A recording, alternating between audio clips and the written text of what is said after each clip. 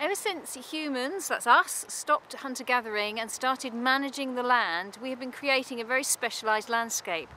And over hundreds and even thousands of years, wildlife has evolved to live in that landscape.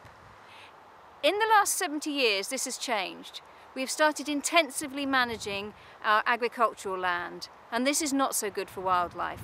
What we end up with is deserts, as in the field behind me, and over large areas of our land, and then the fringes become abandoned, and so nothing is particularly suitable for the wildlife which has been here for thousands of years. Improved land is generally pretty species poor in terms of insects and the plants that are in it, and the abandoned land can soon revert to scrub, so neither of those is particularly beneficial to wildlife. The abandoned land can soon become impassable, making it difficult for locals and tourists to get through and enjoy. So people can manage these habitats through intervention using machinery, but what we want to do in Pont is to use grazing as a more sustainable way of creating better habitat for a range of species. This is good for habitats and wildlife, it's good for farming, and it's good for tourism and creates a beautiful countryside. Pont is the Welsh for bridge and is an acronym for Pori Natur Thriftadaeth, grazing, nature and heritage. Our aim is to build bridges to help nature and improve landscapes. Here we are at this wonderful hay meadow, Plasnewydd, bursting with all sorts of beautiful plants and orchids, which in turn supports all sorts of different insects. It's brilliant for nature and a great spectacle for people to enjoy. Through Pont we've provided advice on a grazing regime throughout the year which helps achieve this fantastic result. We've also advised on hay meadow restoration as well. What we're doing here today is holding a bit of an open day, helping people to explore and understand the hay meadow. We've explained the importance of parasitic plants such as hay rattle and eyebright, and we've also shown people the wonderful butterfly orchids. And we've even shown people how to use a scythe to harvest their hay meadow. These cattle are browsing and grazing on the North Wales Wildlife Trust Reserve at Corsgorch. You can see that they're chewing away on the bushes and the scrub and munching away at the tussocks. They're not selective, they don't choose to eat flowers, so that means that they can leave a really varied habitat behind them. The other thing the cattle are really good at is just leaving behind some footprints and lightly poaching the area, and that opens up the ground so that plants can seed. Here you can see a hoof print from a cow where it's turned over the soil, and around it are some of the plants which will benefit from the bare ground. So we have bog bean here, this is St John's work, and here's some of the mint. This is an example of a part of the fen which the cattle have grazed really well. So you can see that there are areas of short vegetation with the bog bean, and then there are tussocks of meadow sweet and sweet gale and rushes, black bog rush, and behind us an open pool area. We're just about to go down to Bodio Farm, which is part of the Anglesey local grazing scheme. A local grazing scheme is where organisations get together and work with farmers to get land of wildlife value grazed across an area such as Anglesey. Helo, enw fi ydi Frank Roberts, dwi wedi bod yn ffarmio fyma ers 30 mlynedd. A da ni wedi dechrau efo farm shop, ond nath ni ddechrau trwy Pont.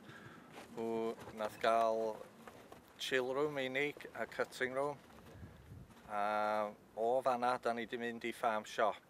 A mae'r beef yn weld yn mynd I lawr y lôn yn neis iawn. Da ni wedi pigo y bryd yma pan mae yna gig gwyn neis yn rhedeg trwy'r cig coch.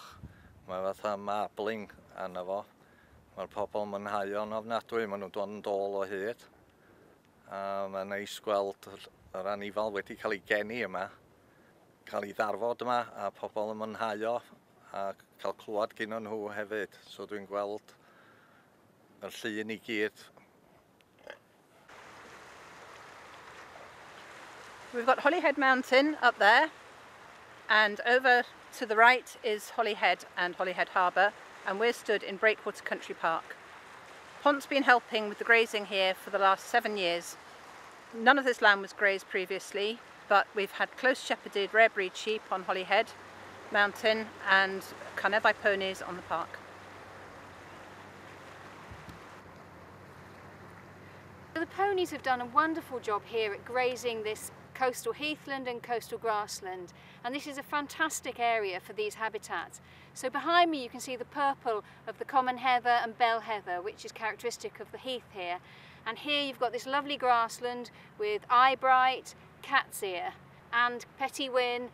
And these grasslands and heathlands are also really important for species like chough, which feed in the short turf which is created by the ponies, and also the silver-studded blue butterfly, which likes short areas as well. Here we have a little plant called adder's tongue. It's actually a fern, and it's a speciality of this site. It's a plant which is very sensitive to grazing, so we have to get the balance of grazing right here. Too many horses, too much grazing, and they could actually eat all of it. Too little and it could be swamped by other vegetation. But at the moment the grazing which is being done through the Conethe ponies seems to be just right for this plant. Here I am on the rocky coast, part of the Holyhead Breakwater Country Park. This is a very special place. This is a triple SI, it's a very well protected place. The grazing project with the ponies enhances this very special coastline. We have lots and lots of visitors each year, and a lot of the visitors also bring their dogs. Everything is so compatible.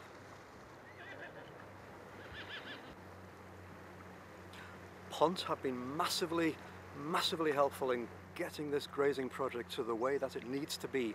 There's this wonderful leaflet called Walking on the Wild Side, and we've also been able to hold events which promote awareness of the benefits of grazing by ponies on the heathland, and also people who have dogs appreciate also the benefits of increasing their awareness when it comes to walking along the heathland. Massively successful. I'm Emma and I cover South Wales for Pont. This is Coitiwalia Common near Bridgend, where I worked on a major project funded by Biffa and managed by Pont on behalf of the local Commoners Association. We had a big problem with bracken becoming over-dominant and shading out other plant species. This is because there'd been a change in farming practices. Farmers are no longer collecting bracken for bedding, and there'd been a reduction in livestock grazing. This is the high brown fritillary. It needs bracken to lay its eggs on, but it also needs violets for its caterpillars to feed on. However, there were no violets. So what we did was rolled the bracken, and then we reintroduced cattle onto the slopes, which has reduced the dominance of the bracken, and now the violets are back, and hopefully the high browns will be back soon. In South Wales we have lots of post-industrial sites such as colliery spoil tips. We're helping to manage these to improve them for wildlife by grazing cattle on them. The cattle keep the scrub down and their hooves break up the ground, which allows new seeds to germinate. Another thing that we're doing is reducing the risk of wildfires. By reintroducing grazing, we prevent a build-up of an excessive fire load of dead vegetation.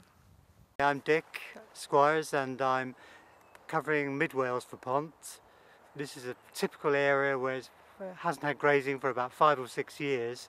You can see the way the bramble is spreading slowly over the grassland, and also the fact that there are saplings coming in, there's willows and ashes, and very slowly this area of open grassland with some very interesting fen and grassland plants is slowly being lost.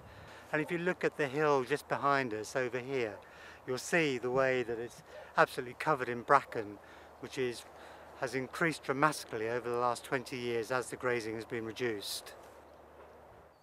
We're standing at the moment in one of these areas which is in the kind of condition that we're trying to achieve. If you look around you, you'll see that the vegetation is a lot shorter, and it's been maintained by a combination of appropriate pony grazing during the summer, and also together with some backup mechanised cutting. And it's very important, of course, to have the combination of the two, because there's some areas where you find that grazing animals don't venture into, and you need to open up these areas to make them more friendly for grazing animals. If you look behind me, you'll see some of the typical flowers that we're trying to encourage. Species like the bird's-foot trefoil and the red bartsia. Just look at the way the livestock have kept this superb little drinking area open. If this was left, it would become completely covered by typho, which is coming in behind. You look down here at this very important habitat of bare mud and shallow water. And if you look inside the water, look down through, you'll see there's an abundance of tadpoles and newts. Areas like this are so uncommon within a lot of these sites because they're becoming completely grown over. Conservation grazing is a win-win for farming, for wildlife and for people's enjoyment of the countryside. If you want to know more about pont and grazing, you can contact us through our website, which is www.pontcymru.org. We have staff on the ground in North, Mid and South Wales, and we have resources on the website.